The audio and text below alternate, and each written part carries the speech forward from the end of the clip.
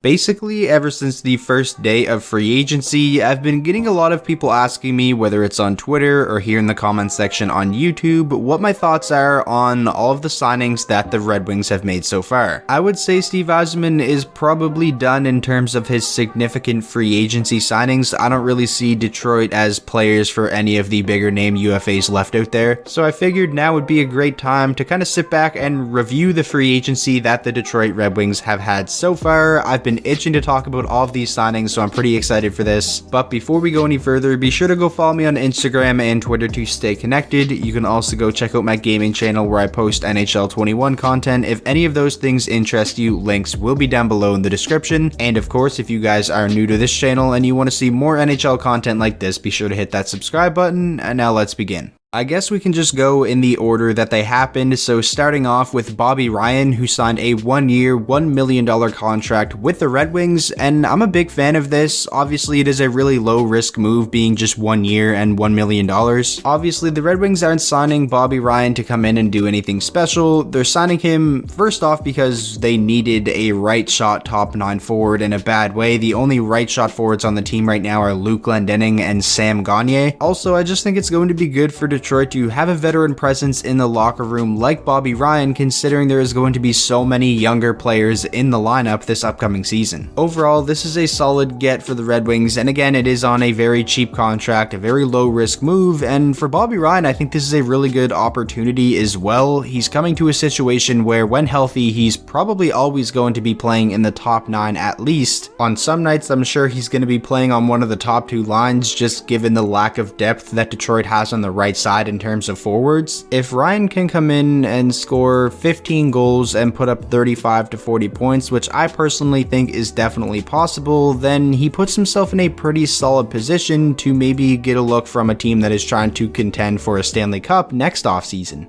The next signing we have to talk about, Jon Merrill, who signed a 1-year, $925,000 contract with the Red Wings. This is another really low-risk signing, being just 1 year, and this one actually being under $1 million.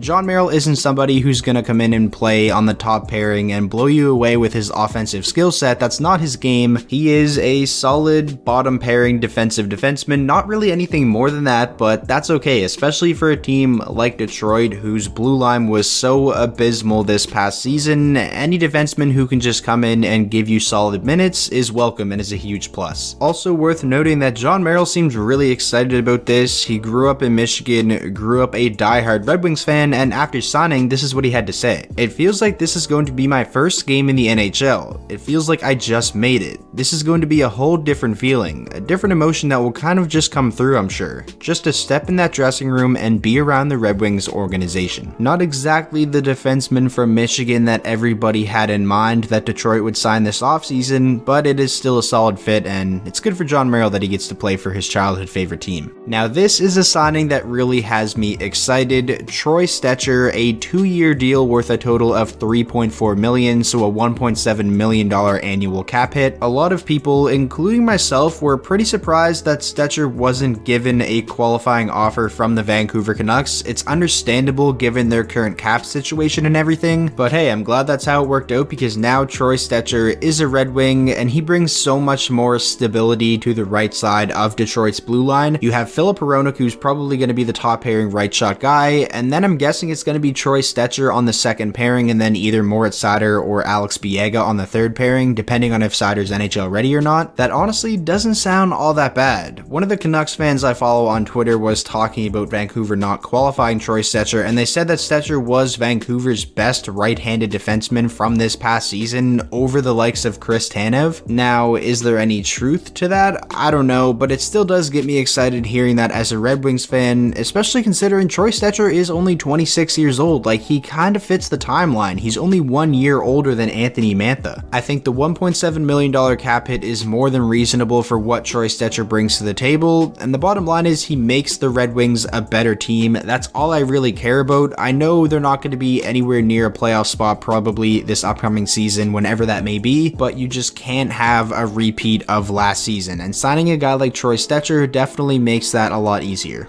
This is something that I talked about in my Red Wings kind of wish list for the offseason. I said they need to take advantage of the flooded goaltender market, and they did that here, signing Thomas Greiss to a 2-year contract worth a total of $7.2 million, so a $3.6 million annual cap hit. If Greiss comes to Detroit and plays anything like he did over the past 2 seasons with the New York Islanders, I don't think you're going to hear anybody complain about that contract at all. And it's not like Detroit is signing 34-year-old Thomas Greiss to come in and be their bona fide starter. I feel like this is going to be more so of a platoon 1A, 1B situation with him and Jonathan Bernier. And Bernier is a guy who actually just had a really good season despite Detroit being a miserable team and not really giving him much support. He had 15 wins, a .907 save percentage, a 2.95 goals against. That's honestly pretty impressive given the high volume of shots he would face every game, the degree of difficulty of a lot of those shots, and with Detroit being an improved team, if Jonathan Bernier can continue that play into this upcoming season, the tandem of himself and Thomas Greiss I think has the potential to be pretty good. It's definitely an upgrade from having Jimmy Howard and Jonathan Bernier. Greiss is obviously the better goaltender than Howard at this point in their careers, so similar to what I said with the Troy Stecher signing, this move makes Detroit a better team, and I'm all for that.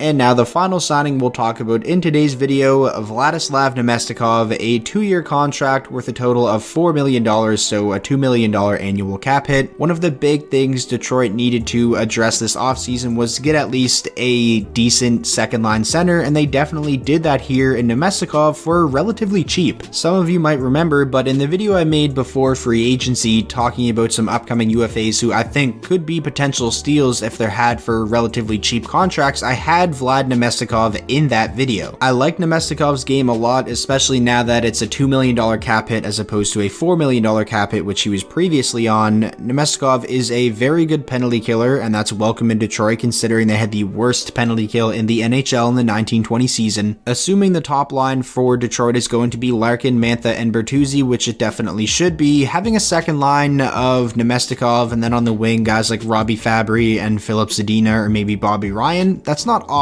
It's better than what they had. So those were kind of the more important signings that the Red Wings have made so far throughout free agency. Obviously none of them groundbreaking, no star caliber players, but the team has gotten a lot better, a lot of holes were filled, and the most important thing, it was done for relatively cheap and also without giving out a lot of term. I mean Stecher, Greiss, Namestnikov all 2-year deals, and then Merrill and Ryan 1-year deals. I'm sure a lot of you watching the video that aren't Red Wings fans are thinking I'm getting a little bit too excited for signings like Troy Stecher and like Vlad Namestnikov, but I'm gonna put this graphic up on the screen that should put it into perspective as to why I am so excited. So since the offseason started, notable guys that are no longer Red Wings: Jimmy Howard, Jonathan Ericsson, Trevor Daley, Brendan Perlini, Christopher N., Madison Bowie, and Justin Abdelkader. Players that the Red Wings have brought in since the start of the offseason: Mark Stahl, that was obviously via trade, it was kind of just Detroit weaponizing their cap space; Bobby Ryan, John Merrill, Troy Stecher, Thomas Greiss, and Namestnikov, all players who we just talked about. The group of players on the left side of this graphic is so much better than the group of players on the right side. That is why I'm so excited. I think Steve Yzerman has done a really good job this offseason, just a lot of value signings, and at this point in the rebuild, that makes a lot more sense than if they were to go out and spend a lot of their cap space on one of the bigger name UFAs.